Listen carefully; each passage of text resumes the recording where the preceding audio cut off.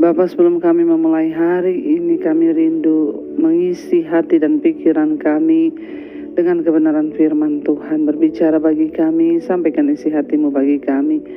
Di dalam nama Tuhan Yesus Kristus kami buka hati bagi firman-Mu. Haleluya. Amin, amin, amin. Iya, shalom, selamat pagi saudara. Kita berjumpa kembali pagi ini tentunya dalam keadaan yang baik, sehat, dan luar biasa.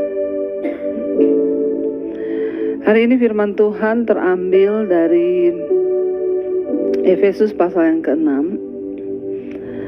Efesus pasal yang ke-6 ayat yang ke-10 ya.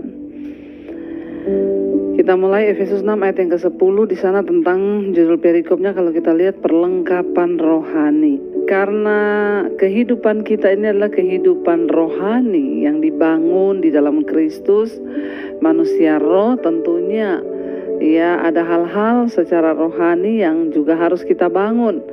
Termasuk saudara ya, peperangan kita adalah peperangan secara rohani juga. Makanya di sini dikatakan perlengkapan rohani judul perikopnya.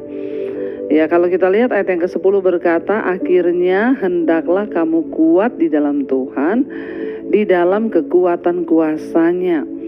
Ya, bagaimana seseorang bisa kuat? Tentunya kalau rohaninya kuat. Sebab ya kehidupan yang sesungguhnya adalah kehidupan rohani yang sedang kita bangun, dan peperangan kita yang sesungguhnya adalah peperangan rohani ya. Dikatakan di sana Efesus 6 ayat 10, akhirnya hendaknya kamu kuat di dalam Tuhan, di dalam kekuatan kuasa-Nya. Kita semua harus kuat di dalam Tuhan. Ya, di dalam kekuatan kuasa Tuhan, sebab tidak ada kekuatan dari diri kita, saudara ya. Kekuatan kita hanya berasal dari Tuhan saja. Ayat 11 berkata, kenakanlah seluruh perlengkapan senjata Allah, supaya kamu dapat bertahan melawan tipu muslihat iblis. Ya, kita disuruh mengenakan seluruh perlengkapan senjata Allah. Ya, biasanya kan orang kalau bawa senjata itu mau berperang berarti. Ya, kita semua sedang berada dalam gelanggang peperangan, yaitu peperangan rohani. Ya, musuh kita adalah musuh rohani. Karena itu kita disuruh mengenakan seluruh perlengkapan senjata Allah. Ya, perlengkapan senjata Allah. Di dalam kehidupan rohani tentunya senjatanya juga senjata rohani, dan itu datangnya dari Tuhan. Ya, sebab kita ini bukan melakukan peperangan secara jasmani atau fisik, tetapi di alam roh, saudara ya. Ada perlengkapan senjata Allah. Ya, kita diberikan selengkap senjata Allah itu harus kita kenakan. Supaya apa? Supaya kamu dapat bertahan melawan tipu muslihat iblis. Ya, jadi sebenarnya dalam kehidupan kita itu iblis itu hanya menipu, saudara. Ketika kita menghadapi satu pergumulan yang berat, iblis menipu kita. Lihat ya keadaanmu, kamu pasti tidak akan mampu melewati ini. Ya, tidak ada jalan keluar.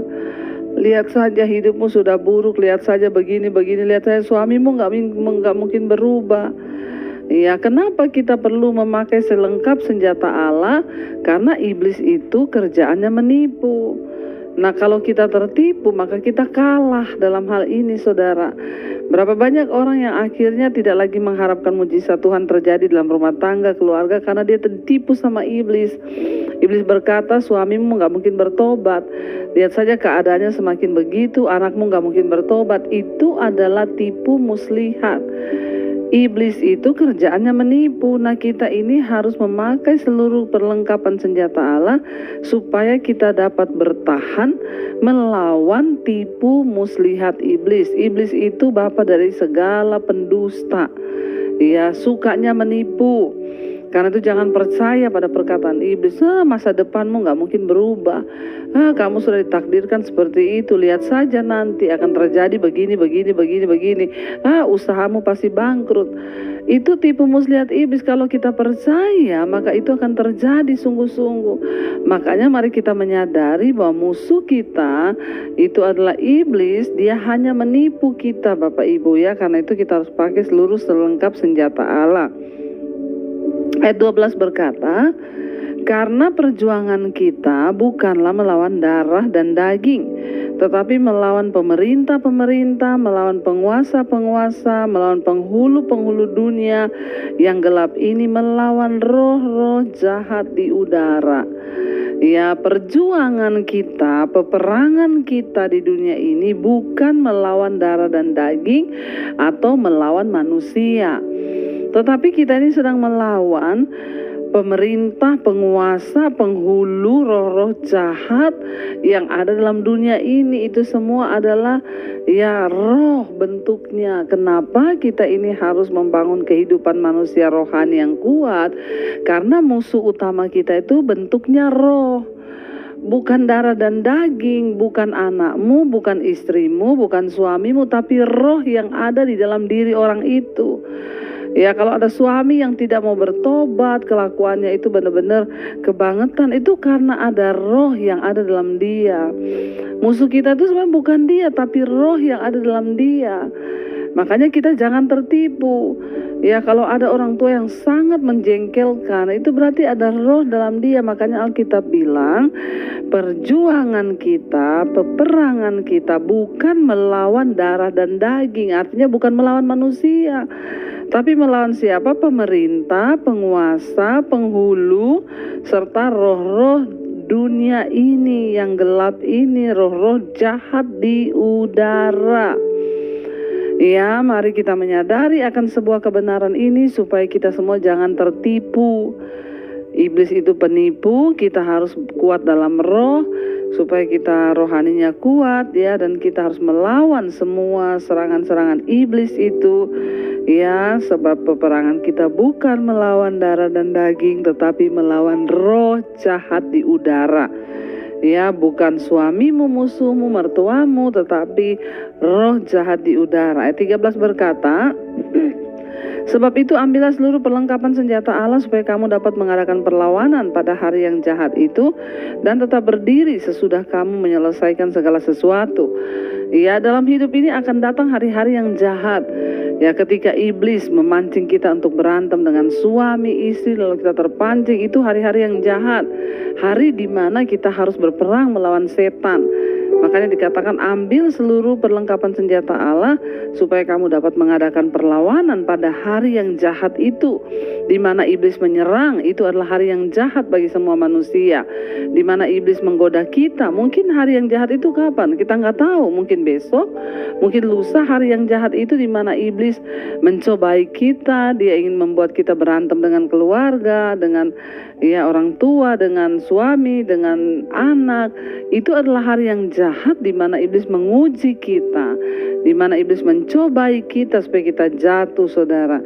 Makanya dikatakan ambillah seluruh perlengkapan senjata Allah itu supaya kamu dapat mengadakan perlawanan, lawan iblis pada hari di mana ia mau menyerang kita.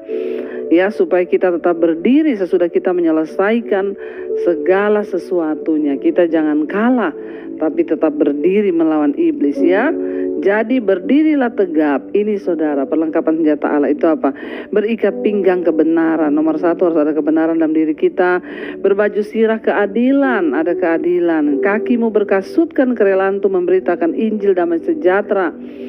Ini termasuk perlengkapan senjata Allah yang harus kita pakai supaya iblis tidak mengalahkan kita. Ya, kerelaan untuk memberitakan Injil. Artinya apa? Bukan hanya untuk pendeta, tapi untuk setiap kita anak Tuhan. Harus lawan iblis dengan firman. Ya, kita harus rela menyampaikan firman, menyampaikan kebenaran artinya ya.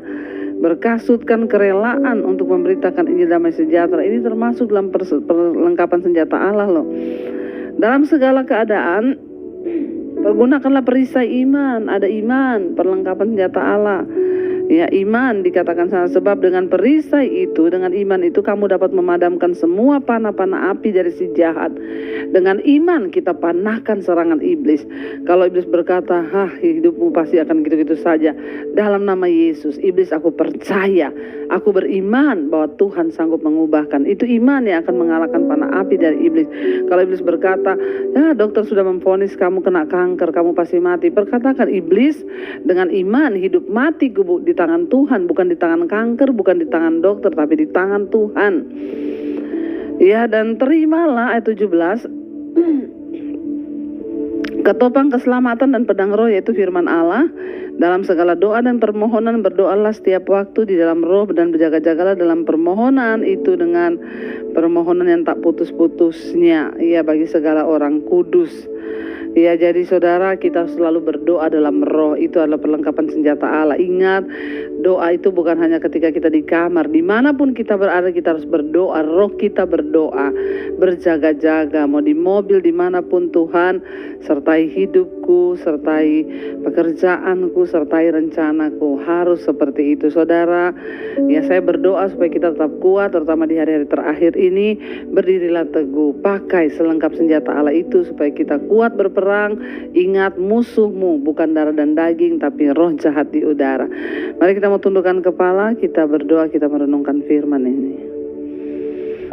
Kami tahu Tuhan, iblis akan selalu berjalan menipu kami, menyerang kami dengan panah-panah api. Tapi kami juga percaya Tuhan berikan kami kuasa kemenangan. Kami akan tegak kepala kami karena Tuhan beserta kami, karena mulut kami terus memuji nama Tuhan. Terima kasih Bapa, terima kasih Tuhan. Katakan bersama saudara. Maka tegaklah kepalaku, hadapi lawanku yang berjalan di sekelilingku, dan mulutku memuji bermazmur bagimu, bersorak bagi kebesaran. Lebih lagi katakan, sekarang tegaklah kepalaku, hadapi lawanku yang berjalan di sekelilingku. Amin Tuhan.